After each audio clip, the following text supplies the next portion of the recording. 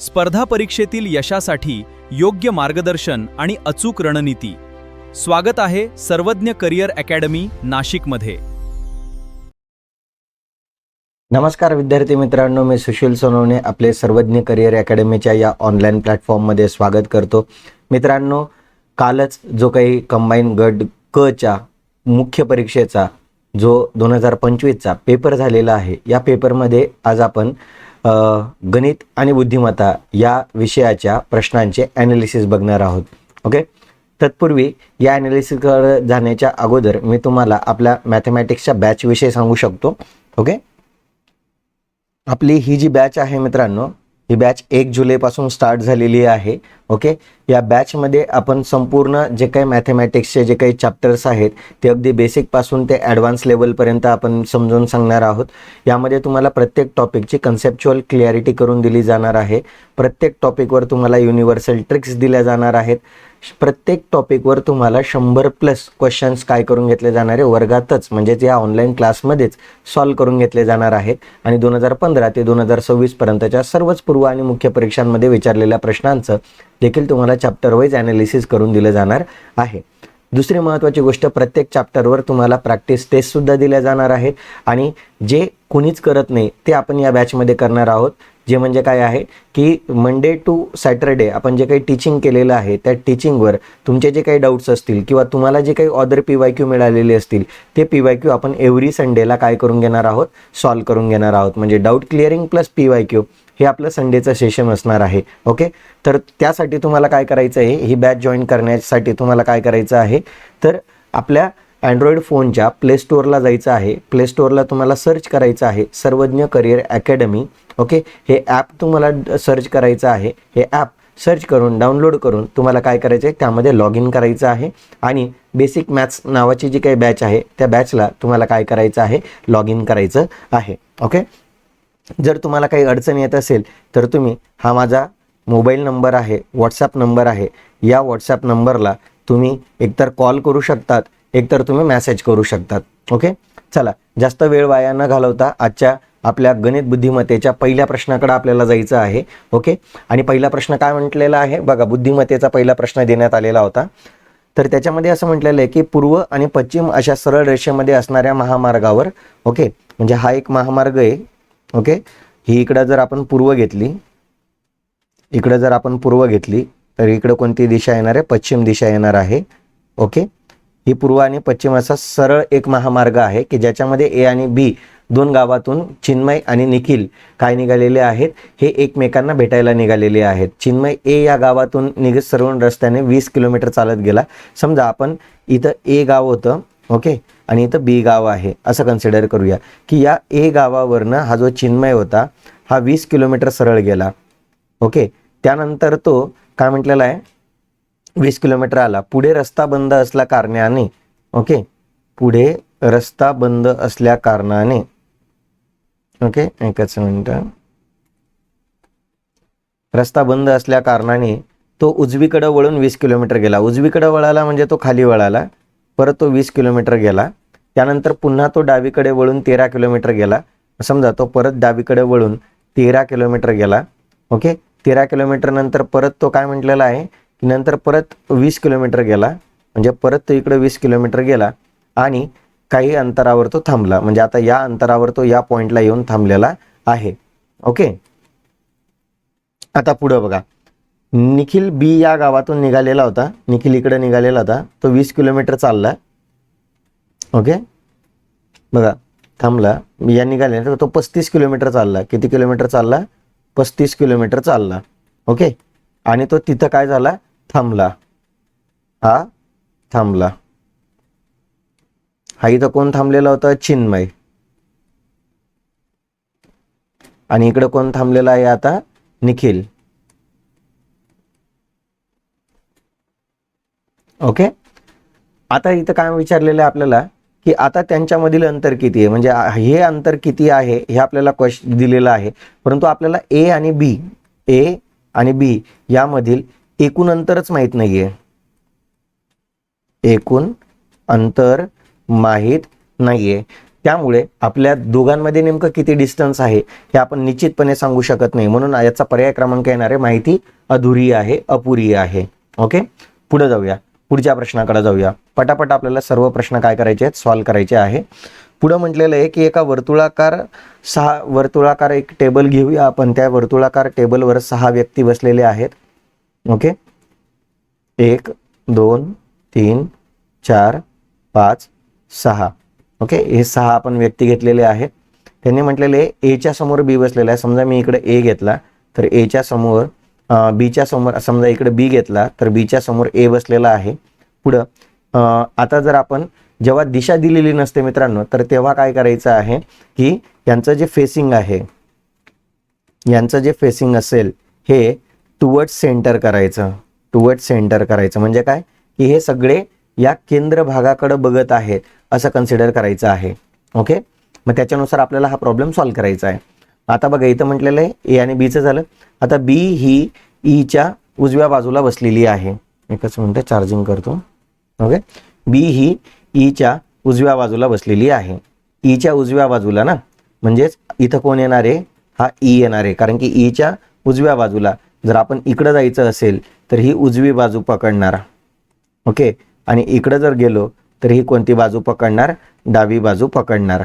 Okay, मग आता बघा ईच्या बरोबर आलं का, आता ईच्या बी ही व्यक्ती ईच्या उजव्या बाजूला आहे, म्हणजे बी ही व्यक्ती ईच्या उजव्या बाजूला आहे. बरोबर, ईच्या आलेला आहे तो सीच्या डाव्या बाजूला आहे आणि सीच्या डाव्या बाजूला आहे, म्हणजे हा जो सी आहे सीच्या डाव्या बाजूला बी आहे. ओके, इथपर्यंत झालं. सी ही डीच्या डाव्या बाजूला आहे. सी ही डीच्या डाव्या बाजूला आहे. समजा इथं जर डी घेतला तर डीच्या बरोबर डाव्या बाजूला सी येतोय आणि बाजूला आहे. एफ ही एच्या उजव्या बाजूला आहे. आता एच्या उजव्या बाजूला कोण आहे, एफ आहे. चला, डायग्राम पूर्ण झाली. आता काय म्हटलेलं आहे की त्यांनी जागा बदलली. जागा कोणी कोणी बदलली, आता नवीन जागेनुसार आपल्याला ते 6 जण कन्सिडर करायचे आहेत. 1 2 3 4 5 6. आता काय म्हटलेलं आहे, आता डीने त्याची जागा एफ सोबत बरोबर काय केली, चेंज केली. ओके, डीची जागा एफने घेतली. ओके, म्हणजे आता इथं डी होता तर इथं एफ येणार, एफच्या जागेवर डी चालला गेला. ओके, ईने बीची बरोबर बदलली. ईने बी बरोबर बदलली, म्हणजे आता ई आणि बीची जागा काय झाली, चेंज झाली. म्हणजे आता इथं ई आला, इथं बी आला. ओके, इथं कोण आला, बी आला. तर मग ए आणि सीची जागा चेंज नाही झाली, म्हणजे ए आणि सी तसेच राहतील. आता तुम्हाला विचारलेलं आहे सीच्या डाव्या बाजूला कोण आहे. सीची झाली ही इकडची उजवी बाजू झाली आणि इकडची ही कोणती बाजू झाली, डावी बाजू झाली. सो डीच्या डाव्या बाजूला ई येतो. पर्याय क्रमांक किती येणार आहे, 1 येणार आहे. ओके, पुढे जाऊया, पुढच्या प्रश्नाकडे जाऊया. इथं काय म्हटलेलं आहे, क्यू आर आणि एस तुम्हाला हे दिलेलं आहे. क्यू आर आणि एस दिलेला आहे. ओके, जर आता आपल्याला आता इथं तर सिरीज तर आपल्याला एवढं तर कळतंय आपल्याला की इकडं क्यू आहे, इकडं आर आहे, इकडं एस आहे, तर इथं कोण येणार आहे, टी येणार आहे. पण चारही ऑप्शनमध्ये टी दिसत आहे, म्हणजेच आपल्याला काय करावं लागणार आहे, या 280 318 358 यांची काहीतरी बेरीज वजाबाकी करून पाहावी लागणार आहे. ओके, जर आपण ही बेरीज वजाबाकी केली, सपोज 318 वजा जर आपण 280 केलं तर किती येतोय बघा, इथं 8 येतोय. 11तून 8 गेले 3, 1 हातच्या परत गेला 0. ओके, म्हणजेच क्यू 280 आहे, त्याच्या पुढं आर तुमचा 318 आहे, म्हणजे यांच्यामध्ये आणि यांच्यामध्ये फरक कितीचा आहे, 38चा आहे. जर आता पुढचा नंबर घेऊया, यस 300 किती घेऊया, 58. ओके, मग 358 वजा जर आपण 318 केला तर किती येत आहे बघा, 8तून 8 गेला 0, 5तून 1 गेला 4, 3तून 3 गेला 0, म्हणजे इथं किती येतोय, 40 येतो आहे. ओके, म्हणजेच जर इथं 2-2 ने फरक वाढत चाललेला आहे, मग इथं यस आला तर इथं टी येणार आहे. परंतु 358 पेक्षा इथला जो नंबर येणार आहे हा कितीने जास्त असणार आहे, 42 ने जास्त असणार आहे. म्हणजे 358 मध्ये आपल्याला काय करायचं आहे, 42 मिळवायचा आहे. 8 आणि 2 10, आजच्याला 1, 5 आणि 5 10, आजच्याला 1, आणि किती येतोय 400. ओके, म्हणजे इथं T400 हा आपला काय असणार आहे, ऑप्शन असणार आहे. ओके, पुढे जाऊया, पुढच्या प्रश्नाकडे जाऊया. ओके, बघा आता इथं आपल्याला दिलेलं आहे की आकृतीमध्ये एकूण चौरस किती आहे. आता मी तुम्हाला सांगितलेलं आहे याची महत्त्वाची ट्रिक्स काय आहे, 1 2 3 4 असं करून घ्यायचं आहे आणि जेवढे बॉक्सेस असतील, ओके, जेवढे चौरस असतील तेवढे चौरस मांडून घ्यायचे एका रेषेने आणि सगळ्यांचे वर्गांची काय करून टाकायची, बेरीज करून टाकायची. 1चा वर्ग अधिक 2चा वर्ग अधिक 3चा वर्ग अधिक 4चा वर्ग. मग 1चा वर्ग 1 येतो, 2चा वर्ग 4 येतो, 3चा वर्ग 9 येतो, 4चा वर्ग 16 येतो.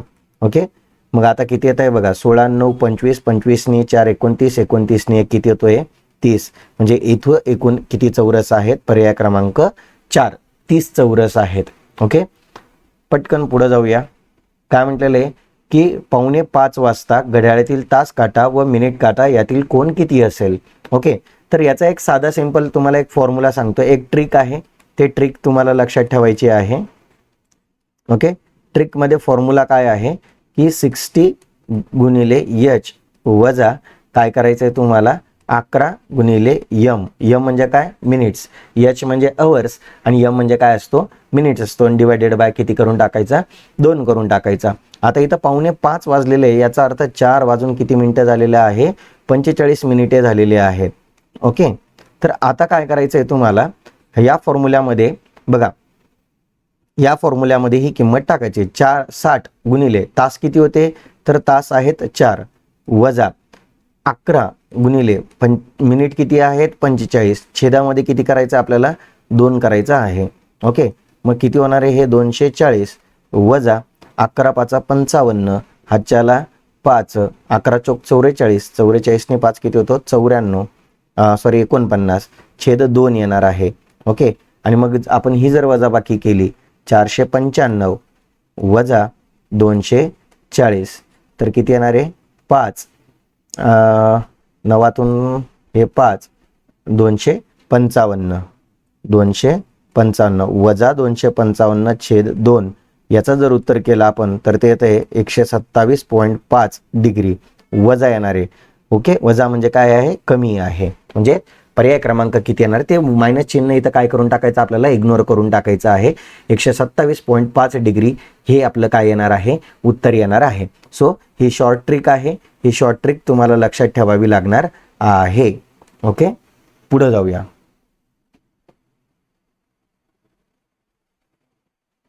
पुढच्या प्रश्नाकडे जाऊया. आता इथं काय दिलेलं आहे की, आता इथं काय म्हटलेलं आहे, अ ब क ड ही 4ही विधाने सत्य मानली तर पुढीलपैकी कोणते विधान बरोबर आहे. म्हणजे 4च्या 4 विधानं सत्य आहेत असं मानून आपल्याला ही डायग्राम काढायची आहे. आता काय म्हटलेलं आहे की सर्व पुस्तके वह्या आहेत. मग मी काय करतो की सर्व पुस्तके म्हटलेलं आहे ना, मग सर्वात आतमध्ये मी पुस्तकं लिहितो. ओके, पुस्तकांचं हे एक सर्कल लिहून घेतो. आता म्हटलेलं आहे की ते काय आहेत, सर्व पुस्तके हे वह्या आहेत, म्हणजे वह्यांचं सर्कल हे असं येणार आहे. ओके, आणि ह्या काय असणार आहेत, वह्या असणार आहेत. ओके, काही कप या वह्या आहेत. आता काही कप म्हटलेलं आहेत म्हणून मी इथं लिहितो कप, कारण की काही कप काय आहेत, वह्या आहेत. ओके, आणि एकही कप पुस्तक नाही, म्हणजे म्हणून बरोबर आहे, इथं एकही कप आणि पुस्तकं एकमेकांना काही टच करत नाहीये म्हणून नाहीये. ओके, ही डायग्राम अशी आलेली आहे. आता यापैकी कोणतं विधान बरोबर आहे, काही पुस्तके कप असू शकतात, कप आणि पुस्तके यांचा काही संबंधच नाही म्हणून पर्याय क्रमांक 1 येणार नाही. सर्व वह्या कप आहेत. आता सर्व नाही, इथं म्हटलेलं आहे की काही कप वह्या आहेत, याचा अर्थ हे पण विधान बरोबर येणार नाही. काही वह्या कप, बघा काही वह्या कप आहेत व पुस्तके दोन्ही आहेत. पण दोन्ही म्हटलं ना, दोन्ही म्हणजे काय, दोघं पण एकाच याच्यात यायला पाहिजे, तर हे तर काही येऊ शकत नाही.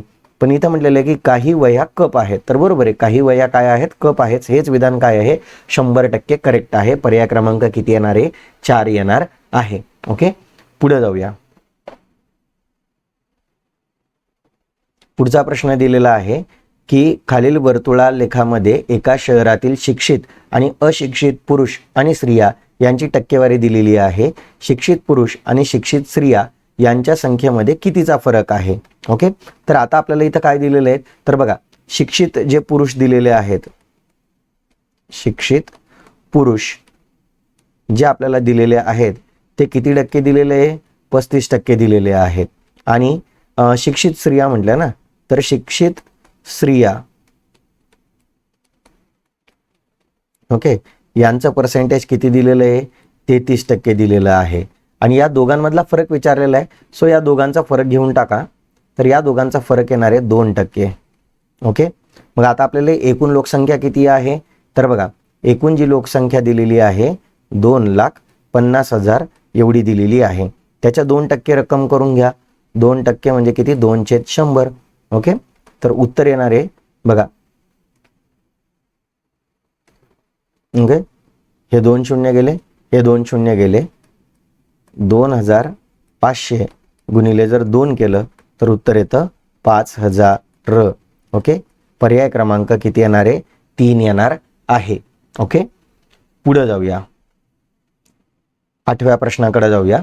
एका महाविद्यालयातील नियमित प्राध्यापकांच्या एका महिन्याच्या पगाराची सरासरी 80,000 आहे आणि कंत्राटी प्राध्यापकांच्या एका महिन्याच्या पगारांची सरासरी 60,000 आहे. जर त्यांच्या दोघांच्या पगारांची सरासरी काढली असता ती 68,000 येते, तर कंत्राटी प्राध्यापकांची महाविद्यालयातील टक्केवारी किती आहे? मग आता याच्यासाठी काय करायचं आहे? आपण इथं पकडूया की जे रेग्युलर एम्प्लॉईज आहेत त्यांची सॅलरी किती म्हटलेलं आहे? सरासरी 80,000 म्हटलेली आहे. ओके, आणि जे काय आहे कंत्राटी आहे, कॉन्ट्रॅक्च्युअल बेसिसवर आहे, त्यांची किती म्हटलेलं आहे? 60,000 म्हटलेलं आहे. Okay, contractual. आणि दोघांची पण सरासरी जर आपण घेतली तर ती काय म्हटलेली आहे? 68,000 म्हटलेलं आहे. ओके, मग आता आपल्याला काय करायचं? या दोघांची वजाबाकी करून टाका आणि या दोघांची वजाबाकी करून टाका. ओके, 80 वजा 68 किती येणार आहे? शून्यातून 8 गेले, किती उरणार आहे? बघा, 3 शून्य जसेच्या तसे लिहून घ्या. ओके, 10तून 8 गेले, 2 उरणार आहे. हातच्या 1 परत केला, इथं किती उरणार आहे? 12,000 उरणार आहे. ओके, आणि इथं किती उरणार आहे? तर 8,000 उरणार आहे. याचा अर्थ काय रे मित्रांनो, की रेग्युलर जे काही एम्प्लॉई आहेत आणि कॉन्ट्रॅक्च्युअल जे काही एम्प्लॉई आहेत त्यांचं पर्सेंटेज किंवा त्यांचा जो रेशो आहे तर तो किती आहे? 1200 आहे. 8,000 आणि 12,000 असा आहे. आणि याला जर आपण शॉर्टकट करून टाकलं तर बघा, हे 3 शून्य जातील, हे 3 शून्य गेले, हे 3 शून्य गेले, इथं किती येणार आहे? 8,12 येणार आहे. आणि 8,12 म्हणजे किती? जर याला आणखी संक्षिप्त रूप दिलं 4ने तर 4 दुने 8 आणि 4 त्रिक किती होतात? 12. म्हणजेच इथं रेग्युलर एम्प्लॉई आहेत 2 आणि या 2 रेग्युलर एम्प्लॉईच्या पाठीमागं 3 एम्प्लॉई काय आहेत? तुमचे कॉन्ट्रॅक्च्युअल बेसिसवरचे आहेत. आता तुम्हाला काय विचारलेलं आहे? कंत्राटी प्राध्यापकांची महाविद्यालयातील टक्केवारी विचारलं. ओके, मग कॉन्ट्रॅक्च्युअल किती वाले आहेत? तर 3 आहेत. कितीपैकी? तर एकूण बघायचं ना, तर मग एकूण किती आहे? 2 अधिक 3 किती येणार आहे? 5 येणार आहे. एकूण 5 व्यक्तींच्या पाठीमागं 3 काय आहेत? कॉन्ट्रॅक्च्युअल आहे. आणि यांची टक्केवारी विचारलं म्हणजेच आपल्याला काय करायचं आहे? गुणिले करायचं आहे. आणि हे किती येणार आहे? बघा, 5 एक 5, 5 दुने 10, 5 शून्य 0 आणि 20 त्रिक किती येतं? 60. म्हणजे किती टक्के आहे? 60% आहे. पर्याय क्रमांक किती येणार आहे? 3 येणार आहे. ओके, पुढे जाऊया. सोपा प्रश्न होता, अगदी जमायलाच पाहिजे होता. पुढचा प्रश्न बघा, की एका विशिष्ट भाषेमध्ये ग्रास हा जो शब्द आहे हा बघा म्हणजे काय म्हटलेलं आहे? GRASP हा जो शब्द आहे हा काय दिलेला आहे? तर बघा, BMVS ला काय दिलेलं आहे? N आणि P ला काय दिलेलं आहे? K दिलेला आहे. ओके, तर पर्यायांपैकी क्रेन हा शब्द कोणता, म्हणजे क्रेन या शब्दासाठी कोणता संकेतांक वापरला जाणार आहे? जर आपण जीचा विचार केला तर जी इथं 7वा आहे, आर इथं कितवा आहे? 18वा आहे, ए पहिला आहे, यस कितवा आहे? बघा, यस 19वा आहे आणि पी कितवा आहे? 16वा आहे. तर बी हा दुसरा आहे. ओके, यम बघा, यम कितवा आहे? 13वा आहे. एक व्ही कितवा आहे? 22वा आहे. आणि 19 यन कितवा आहे? तर यन 14वा आहे. के कितवा आहे? तर के आहे तुमचा 12वा. आणि जर आपण या दोघांचा डिफरन्स बघितला, 7 बघा, 7 वजा 7 वजा 2 केलं तर किती येतं आहे? 5 येतं आहे. 18 वजा 13 केलं तर किती येतं आहे? 5 येतं आहे. 1 वजा 22, आता तुम्हाला माहिती आहे की इथे याच्यामध्ये पण किती नंबर्स आहेत? 5च आहे. ओके, 5 नंबर पाठीमागचा नंबर घेतलेला आहे. यशच्या पाठीमागं बघा ना, एन कितवा आहे? 5वा आहे. पीच्या पाठीमागं के कितवा आहे? 5वाच आहे. म्हणजे 5वं लेटर पाठीमागचं घेतलेलं आहे. ओके, तसं आपल्याला क्रेन हा शब्द काय करायचा आहे? काढायचा आहे. ओके, आता जर तुम्हाला 5 शब्द पाठीमागं जायचं असेल, बघा बरं का, एक साधं सिंपल लॉजिक आहे. 5 शब्द तुम्हाला पाठीमागं जायचं होतं, म्हणजे 5वा पाठीमागचा शब्द घ्यायचा होता तुम्हाला. ओके, मग मला सांगा मित्रांनो, इथं ए दिसतोय, इथं ए होता, इथं पण ए होता, म्हणजे एची जोडी कोणासोबत लागली होती? व्ही. म्हणजे इथं एची जोडी व्ही सोबत लावून टाका. सिंपल आहे, जास्त काहीच बघण्याची गरज नव्हती. एची जोडी व्ही लावून टाका. ओके, मग मला सांगा असा कोणता पर्याय आहे की ज्या पर्यायामध्ये 3 नंबरला व्ही आहे? बघा इथं 3 नंबरला, बघा जास्त डोकं लावण्याची पण गरज नव्हती. ओके, इथं 3 नंबरला बघा डी आहे, म्हणजे हा पर्याय येणार नाही. इथं 3 नंबरला एफ आहे, इथं हा पर्याय येणार नाही. इथं 3 नंबरला ई आहे, हा पर्याय येणार नाही. इथं 3 नंबरला व्ही आहे, म्हणजे पर्याय क्रमांक किती येणार आहे? 4च येणार आहे. बाकीच्या जोड्या लावा अथवा नका लावू, तुम्ही एका जोडीने हा प्रश्न काय करू शकत होता? सॉल्व्ह करू शकत होता. ओके, पुढे जाऊया, 9व्या प्रश्नाकडे जाऊया आपण. 10व्या प्रश्नाकडे.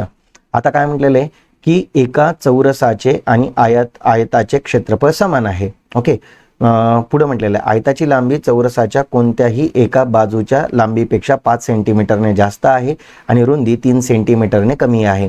तर आयताची परिमिती काढा. ओके, तर यासाठी मी सर्वात पहिले तुम्हाला शॉर्ट ट्रिक सांगतो, एक शॉर्ट ट्रिक सांगतो, आणि त्या शॉर्ट ट्रिक नंतर बघा कसं उत्तर पटकन निघतंय.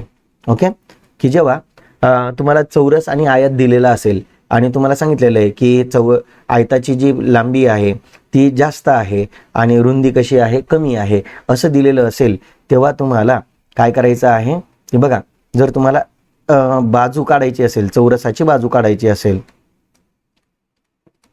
चौरसाची बाजू काढायची असेल तुम्हाला, ओके, तर ती बाजू कशी काढली जाते? बघा, ए इंटू बी आणि ए मायनस बी. ओके, ए म्हणजे काय? वाढलेली बाजू. बी म्हणजे काय? कमी झालेली बाजू. मग वाढला कितीने? 5ने वाढलेला आहे. कमी कितीने झालेला आहे? 3ने कमी झालेला आहे. ओके, 5 वजा 3, 5 तरी किती होतात? 15. 15 5 वजा 3 किती येतं? 2. 2 म्हणजे 15/2 म्हणजे किती येतं? 7.5 सेंटीमीटर. ही झाली तुम्हाला चौरसाची बाजू. ही कोणती बाजू झाली? चौरसाची बाजू झाली. भेटली चौरसाची बाजू 7.5 सेंटीमीटर भेटली. आता तुम्हाला काय विचारलेलं आहे? आयताची परिमिती विचारलेली आहे. ओके, आयताची परिमिती कशी काढायची? तर बघा, याच्यासाठी सुद्धा शॉर्टकट आहे. आयताची परिमिती काय राहते की जी चौरसाची परिमिती असते, बघा बरं का, चौरसाची जी परिमिती असते, ओके, तिच्यापेक्षा 2ने ए मायनस बीने कशी असते? जास्त असते. मग चौरसाची परिमिती आपल्याला माहिती आहे. चौरसाची परिमिती कशी काढतो आपण? 4 गुणिले बाजू, आणि आता बाजू भेटलेली आपल्याला किती आहे? 7.5.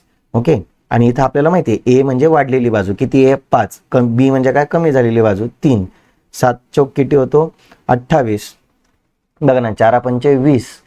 ओके, 4×5 20, हातच्याला 2, 4 7 28 ने 2 किती होतो? 30. ओके, अधिक 5तून 3 गेले 2, 2 गुणिले 2 किती येतो? 4. म्हणजे 30 अधिक 4 बरोबर किती होतो? 34 सेंटीमीटर. म्हणजे पर्याय क्रमांक किती येणार आहे? 4 येणार आहे. बघा, या शॉर्टकट ट्रिकने तुम्ही काय करायचं होता? हा प्रॉब्लेम सॉल्व्ह करायचा होता. जर तुम्ही ती चौरसाची बाजू एक्स मानत बसला, परत ते क्वाड्रॅटिक इक्वेशन सॉल्व्ह करा, ते खूप मोठी लंबी प्रोसिजर होऊन जाणार. त्यापेक्षा जर तुम्ही या पद्धतीचा वापर केला तर निश्चितपणे तुमचं उत्तर लवकर निघू शकत होतं. ओके, पुढे जाऊया. ओके, तत्पूर्वी पुढे जाण्याच्या अगोदर तुम्हाला काय करायचं आहे? आपलं हे जे ॲप आहे हे प्ले स्टोअरवरनं, सर्वज्ञ करिअर अकॅडमी हे जे ॲप आहे हे प्ले स्टोअरवरनं काय करायचं आहे? तुम्हाला डाउनलोड करायचं आहे. ओके, त्यासाठी तुम्हाला आपल्या हे जे यूट्यूब चॅनल आहे, हे यूट्यूब चॅनलचा QR कोड आहे. ओके, इथं टेलिग्राम चॅनलचा QR कोड दिलेला आहे आणि इथं सर्वज्ञ करिअर अकॅडमीचा आपला टेलिग्रामचा काय दिलेला आहे, QR कोड दिलेला आहे. सो तुम्हाला काय करायचं आहे की आपल्या या तीनही सोशल मीडिया प्लॅटफॉर्मला तुम्हाला काय करायचं आहे, फॉलो करायचं आहे. जर तुम्हाला व्हिडिओ आवडला, तुम्हाला ट्रिक समजत असतील तरच तुम्हाला काय करायचं आहे, फॉलो करायचं आहे. अन्यथा फॉलो करण्याची बिलकुलही काही गरज नाही आहे. ओके, पुढे जाऊया. बघा आता इथं तुम्हाला दिसतोय. ओके, हे QR कोड तुम्ही काय करायचे, स्कॅन करून घ्यायचे आहे. ओके, मी काय करतो 2 मिनटं फक्त मला माझी इमेज मी थोडीशी स्टॉप करतोय. ओके, आणि काय करायचं आहे, तुम्ही आता हा व्हिडिओ पॉज करून याचा स्क्रीनशॉट घेऊन ठेवा, जेणेकरून तुम्हाला कोणतंही यूट्यूब चॅनल, आपलं टेलिग्राम चॅनल किंवा इंस्टाग्राम चॅनलला जॉईन करायचं असेल तर तुम्ही या QR कोडला स्कॅन करून तुम्ही काय करू शकतात, जॉईन होऊ शकतात. ओके, चला आता आपण पुढे जाऊया, पुढच्या प्रश्नाकडे जाऊया.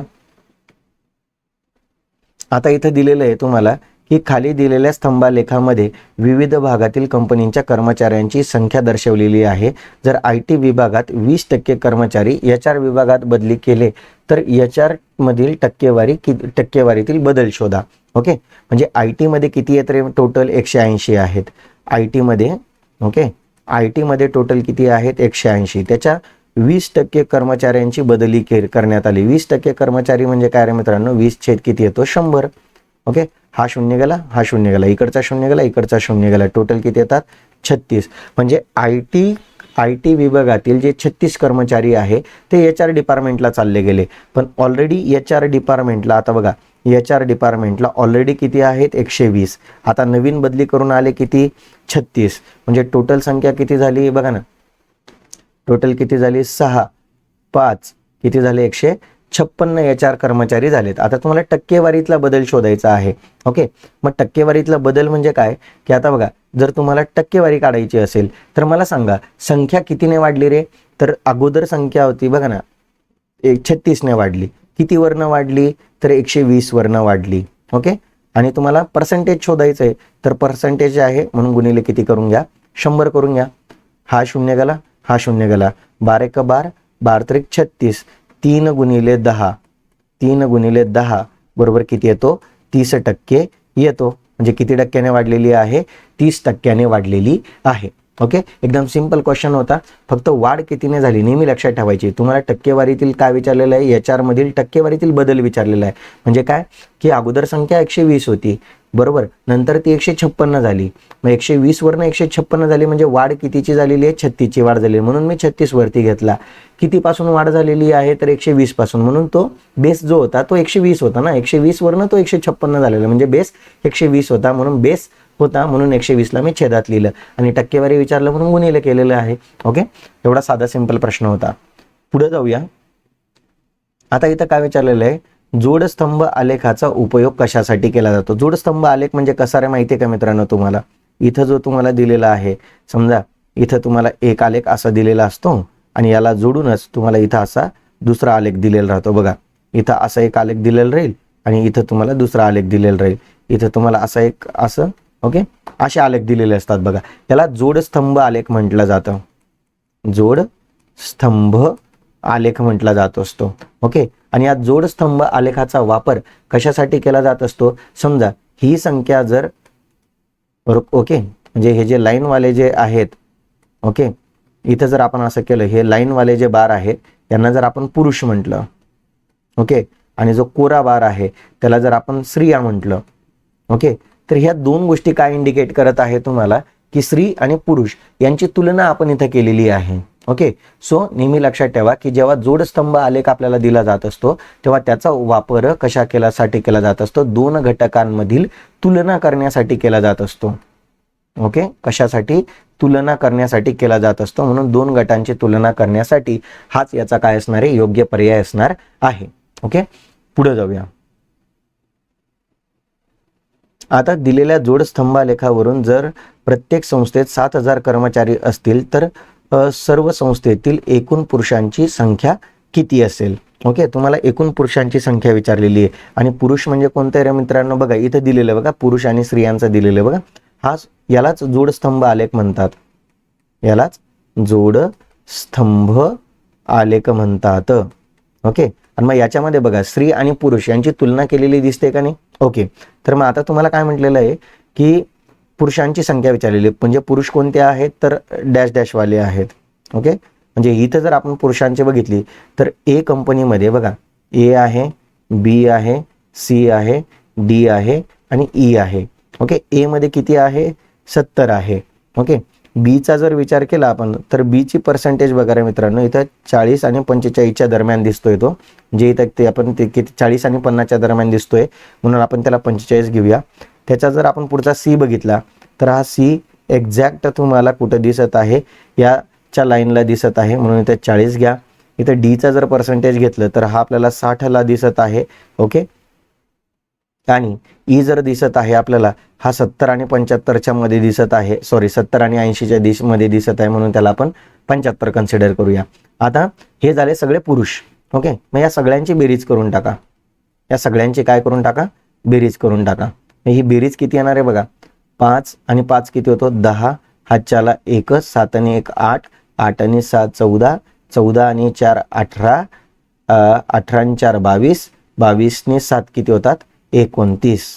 ओके, आता हे तुम्हाला काय दिलेलं आहे तर 290 झालेलं आहे आणि तुम्हाला काय विचारलेलं आहे की एकूण प्रत्येक संस्थेमध्ये जर 7,000 कर्मचारी असतील तर सर्व संस्थेतील एकूण पुरुषांची संख्या किती असेल. मग आपल्याला काय करायचं आहे तर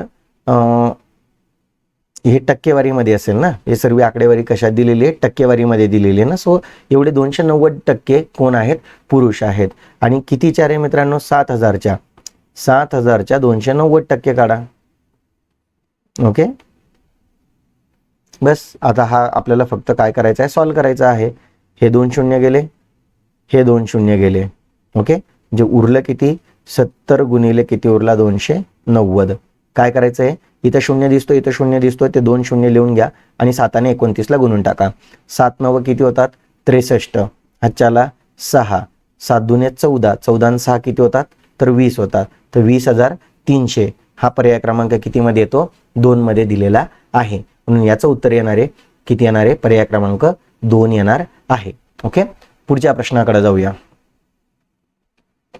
आता काय म्हटलेलं आहे की जर n ही सर्वात लहान नैसर्गिक संख्या असेल की n/2, n/3, n/4 आणि n/5 या सर्व काय असतील म्हणे, नैसर्गिक संख्या असतील.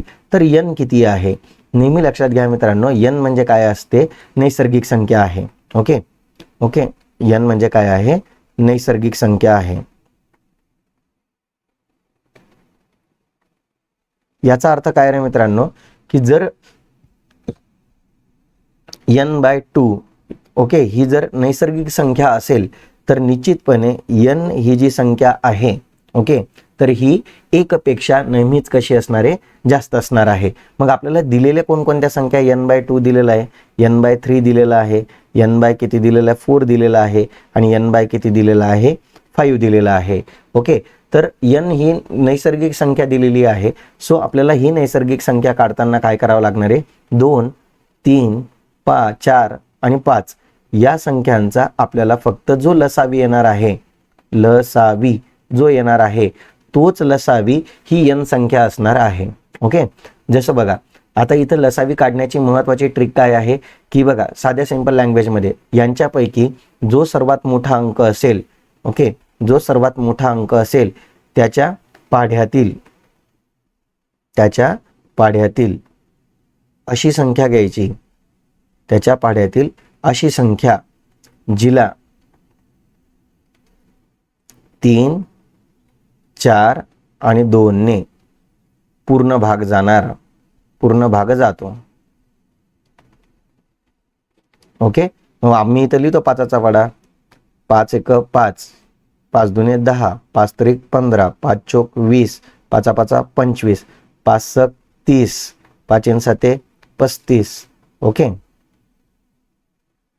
5 7 35, त्याच्यानंतर 5 8 40, 5 9 45, 5 10 50, परत पुढे काही नंबर लिहितो 55 आणि 60. आता मला सांगा 3 ने भाग जाणाऱ्या कोणत्या कोणत्या संख्या आहेत, तर 15 आहे. ओके, त्याच्यानंतर डायरेक्ट 30 आहे, त्याच्यानंतर तुमची 45 येणार. ओके, पण 45ला 4 ने भाग जाणार नाही, 2ने भाग जाणार नाही, 15ला 2ने आणि 4ने भाग जाणार नाही, म्हणजे 45 पर्यंतच्या तर संख्या येणारच नाही. 50 घेतलं तर 50ला 3ने भाग जात नाही, 55 घेतलं तर 55ला पण 3ने भाग जाणार नाही. ओके, म्हणजे उरणार काय, फक्त 60 ही संख्या उरणार आहे. म्हणजे 60 ही अशी संख्या आहे की या संख्येला 2ने पण भाग जातो, 3ने पण भाग जातो, 4ने पण भाग जातो आणि 5ने पण भाग जातो. म्हणून पर्याय क्रमांक किती येणार आहे, 60. हेच याचं काय असणार आहे, उत्तर असणार आहे. ओके, एकदम सोपा प्रश्न होता. तुम्हाला फक्त 2, 3, 4 आणि 5चा काय घ्यायचा होता, लसावी घ्यायचा होता. आणि लसावी म्हणजे काय की दिलेल्या संख्यांच्या पाड्यामधली जी मोठ्यात मोठी जी संख्या, जी लहानात लहान जी संख्या असेल की जिला दिलेल्या सर्व संख्यांनी भाग जातो, त्या संख्येला लसावी म्हटला जात असतो. ओके, पुढे बघा. आता इथं म्हटलेलं की 2 वस्तू प्रत्येकी 1400 रुपयाने विकल्या गेल्या. एका व्यवहारात 20% तोटा झाला. ओके, एका व्यवहारात काय म्हटलेलं आहे, 20% तोटा झाला. तर दुसऱ्या व्यवहारामध्ये 20% नफा झाला. तर एकूण नफा किंवा तोटा किती होता. ओके, हा प्रश्न मित्रांनो याला मोस्ट IMP करून ठेवा. ओके, हा प्रश्न सर्वच बघा बरं का, सर्वच पूर्व आणि मुख्य परीक्षांमध्ये विचारला जातो. मुख्य परीक्षांमध्ये विचारला जातो. ओके, आणि एकदम सिंपल आहे. तुम्ही काही सेकंदामध्ये याचं उत्तर काढू शकतात. ओके, तर मी तुम्हाला सर्वात पहिले काय सांगतो, याचं उत्तर कसं काढायचं आहे. तर बघा, पहिल्यांदा काय झालेला आहे, तोटा किती टक्के झालेला आहे, 20%. मग 20% लिहून घेतला, -20%. तोटा म्हणजे मायनस आणि नफा म्हणजे काय, प्लस लिहायचा. नंतर किती झाला नफा, 20% नफा झाला, म्हणून मी काय करतोय, +20% लिहितो. आता या दोघांचा गुणाकार करायचा चिन्हाचा, या दोन्ही चिन्हांचा काय करायचा, तुम्हाला गुणाकार करायचा. ओके, मी इथे लिहितो बघा, या दोन्ही चिन्हांचा काय करायचा, गुणाकार करायचा. ओके, मग आता मला सांगा, या दोन्ही चिन्हांचा गुणाकार काय, मायनस गुणिले प्लस काय येणार आहे, मायनस. मग इथं परत त्या दोन्ही संख्यांचा गुणाकार करून टाकायचा. 20% गुणिले 20% छेद किती करायचा आहे आपल्याला, 100 करायचा आहे. ओके, बघा, हा -20% प्लस 20% काय झाला, कॅन्सल झाला. हे मायनस साईन जसाच्या तसं, 20% गुणिले 20% किती येतो, 20 गुणिले 20 किती येतो, 400% भागिले किती येतो, 100. हे 2 शून्य गेले, हे 2 शून्य गेले, उरला किती, फक्त -4%. आणि मायनस चिन्ह काय इंडिकेट करतं, तोटा. म्हणजेच काय झालेलं आहे, 4% काय झालेला आहे, तोटा झालेला आहे. बघा, एकदम सिंपल छोट्याशा फॉर्म्युल्याद्वारे तुम्ही एका सेकंदामध्ये याचे काढू शकताय, उत्तर काढू शकत आहे. आणि हा प्रश्न दरवर्षी विचारला जातोय मित्रांनो. 2020 पासून ते आत्ताच्या मुख्य परीक्षेपर्यंत सर्वच पूर्व आणि मुख्य परीक्षांमध्ये हा प्रश्न विचारला गेलेला आहे. सो ही ट्रिक लक्षात ठेवायची आहे तुम्हाला. ओके, आणि अशाच प्रकारच्या ट्रिकसाठी तुम्हाला काय करायचं आहे मित्रांनो, आपल्या सर्वज्ञ करिअर अकॅडमीच्या या यूट्यूब चॅनलला, टेलिग्राम चॅनलला आणि इंस्टाग्राम चॅनलला काय करायचं आहे, सबस्क्राईब करायचं आहे. लाईक, कमेंट आणि शेअर करायला विसरायचं नाही आहे. ओके, पुढे जाऊया, पुढच्या प्रश्नाकडे जाऊया. आता पुढच्या प्रश्नामध्ये काय म्हटलेलं आहे, घातांकाचं उत्तर आपल्याला इथं विचारलेलं आहे. ओके, या प्रश्नाला आपण कसं लिहू शकतो रे मित्रांनो, हा जो 16 आहे, 16 म्हणजे काय, 2चा चौथा घात असतो. ओके, 16 म्हणजे 2चा चौथा घात गुणिले 8 म्हणजे 2चा तिसरा घात. ओके, 2/3. पुढे जर आपण गेलो तर इथं काय म्हटलेलं आहे, 4 म्हणजे काय आहे, 2चा दुसरा घात आणि पुढं काय येतो, 5 किती येतो, 2. ओके, आणि तुम्हाला माहिती आहे मित्रांनो की जेव्हा घातांकाचा घात दिला जात असतो तेव्हा त्या दोन्ही घातांकाचा काय होत असतो, गुणाकार होत असतो. म्हणजेच इथं काय होणार आहे, हा 4 आणि हा 4 कॅन्सल झाला, हा 3 कॅन्सल झाला, हा 2 कॅन्सल झाला आणि उरलं काय, फक्त इथं उरला 2चा तिसरा घात, इथं उरलं 2चा दुसरा घात आणि इथं उरला 2चा पाचवा घात. आणि जेव्हा बेस सेम असतो आणि दोघांमध्ये गुणाकार दिलेला असतो घातांकाच्या, तेव्हा घातांकाची बेरीज होते. म्हणजे या दोन्ही घातांकाची काय करून टाकायची, बेरीज. म्हणजे 3 + 2 किती होतो, 5. 2चा पाचवा घात भागिले 2चा पाचवा घात, हा गेला, उरला काय, फक्त 1. पर्याय क्रमांक किती येणार आहे, 3 येणार आहे. ओके, बघा, एकदम सिंपल होता. पुढे जाऊया. पुढच्या प्रश्नामध्ये काय म्हटलेलं आहे की गणित व इंग्रजीचे सरासरी 81 गुण आहेत.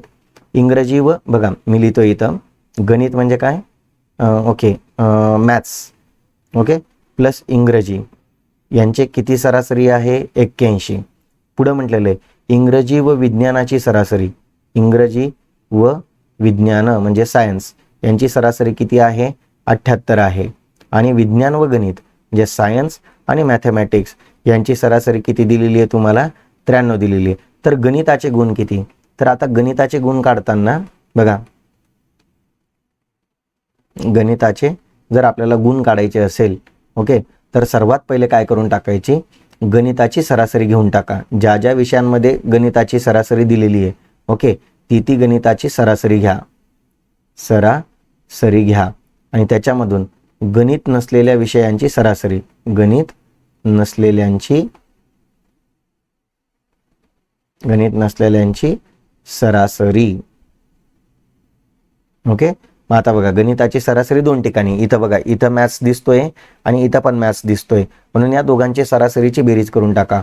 81 अधिक 93 वजा गणित नसलेला आहे बघा, यांच्यामध्ये गणित नाही आहे आणि त्याची सरासरी आहे 78, तो 78 वजा करून टाका. 3 आणि 1 4 आणि 9 आणि 8 किती होत आहे 17, वजा किती करायचं आपल्याला 78, म्हणजेच किती येतोय बघा 14तून इथं करतो, किती उरत आहे 78 ओके. 14तून 8 गेले 6, हाच्या परत केला, 17तून 8 गेले 9 आणि 1 गेला 0, किती येतोय 96. पर्याय क्रमांक किती येतोय 4 ओके. या पद्धतीने तुम्हाला काय करायचं होता, हा प्रश्न सॉल्व्ह करत बसायचा होता ओके. तुम्ही काय करता मग 81/2 करा, मग त्याला गुणिले 2 करून घ्या, हे असं न करत बसू, याच्यात खूप वेळ वाया जाणार आहे. थोड्या शॉर्ट ट्रिक वापरायला शिका ओके.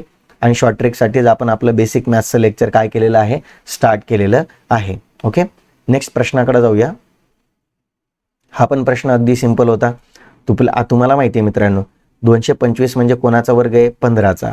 15 अधिक 154 केलं ओके, या दोघांची जर आपण बेरीज केली तर ती 169 येते ओके. 169 म्हणजे 13 ओके. म्हणजे मी इथं लिहितो बघा, सर्वात पहिले तुमचा 10 अधिक 25 अधिक 108 ओके. आणि ही बेरीज मी डायरेक्ट लिहितो आता, 108 प्लस तुम्हाला माहिती आहे 225चं वर्गमूळ किती येतं 15, 15 अधिक 154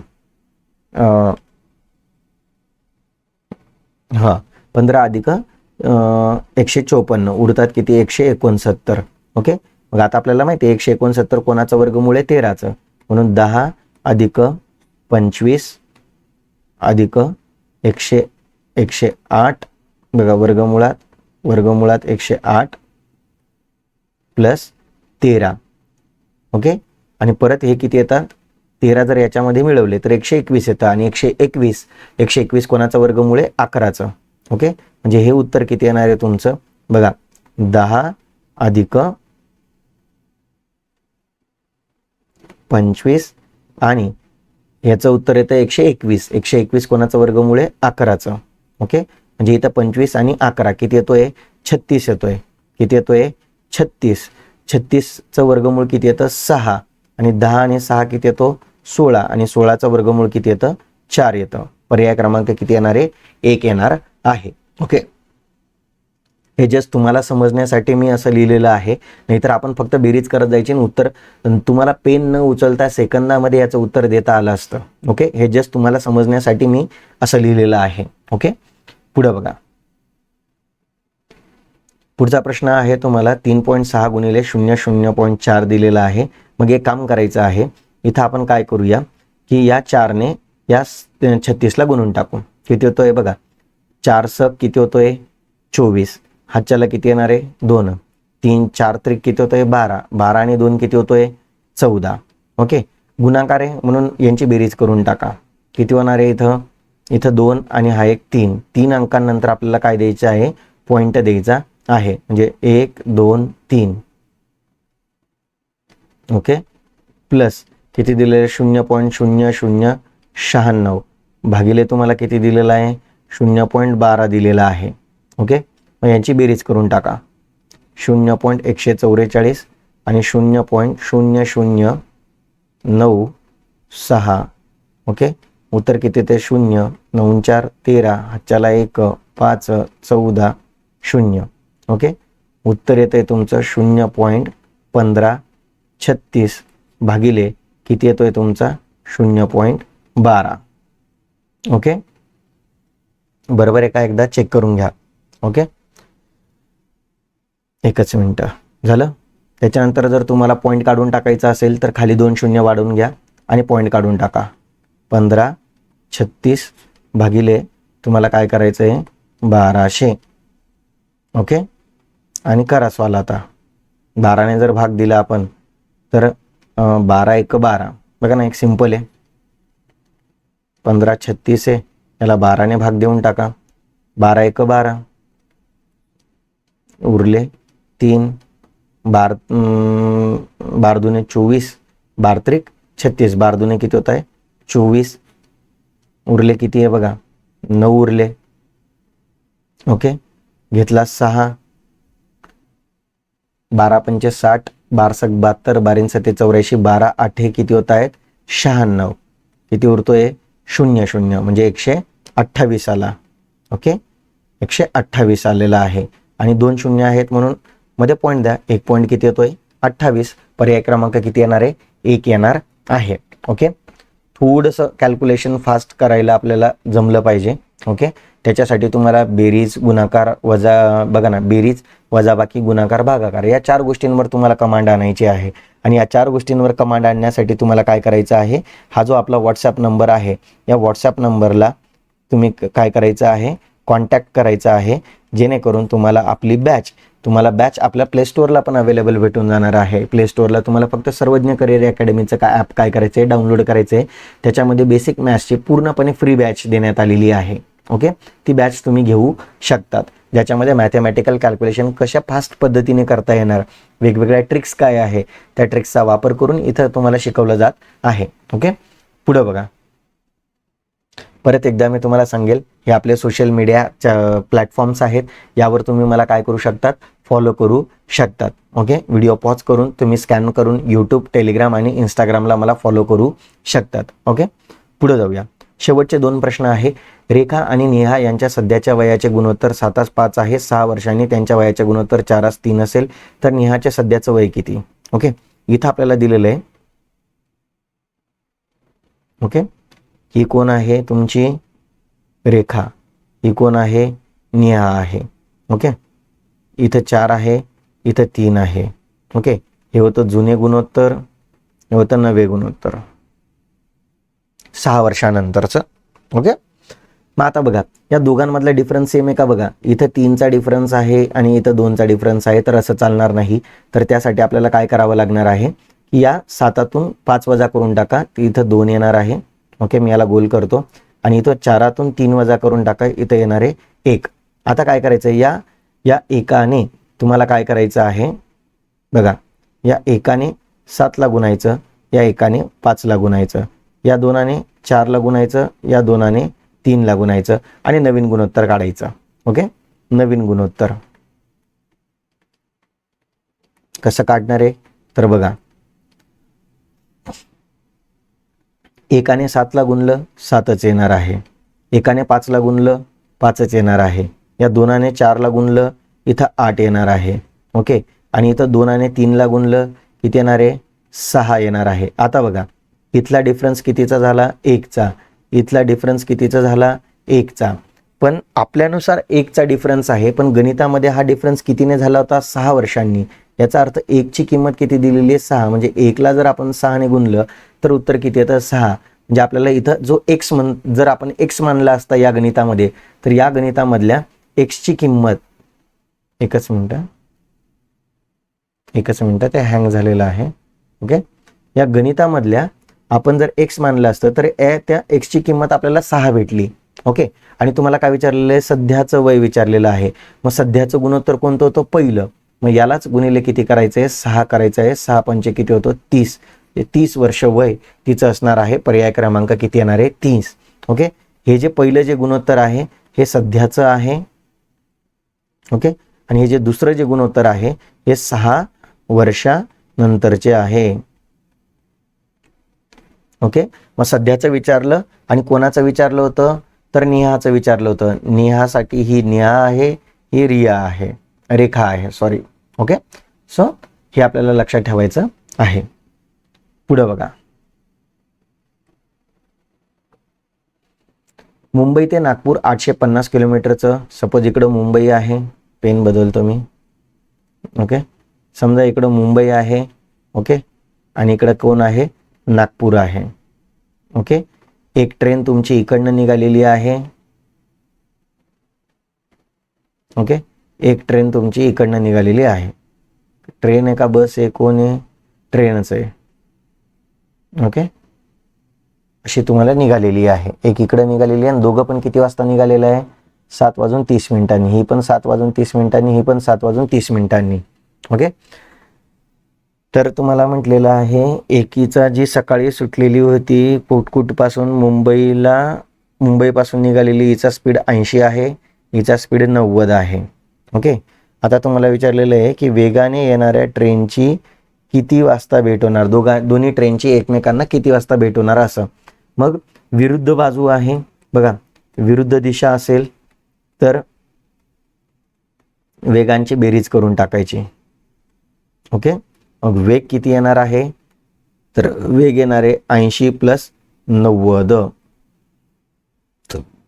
ओके, वेग किती येणार आहे, 9 × 8 किती होता, 17, 170 झाला.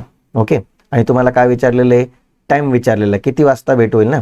मग जर तुम्हाला वेळ काढायचा असेल, बरोबर, आपल्याला फॉर्म्युला माहिती आहे, डिस्टन्स = स्पीड अपॉन काय येतो, टाइम येतो. मग टाइम जर काढायचा असेल, वेळ जर काढायचा असेल, तर आपल्याला काय करावं लागणार आहे, बघा ना, speed = distance upon time. Sorry, माझा फॉर्म्युला चुकला, एकच मिनिट.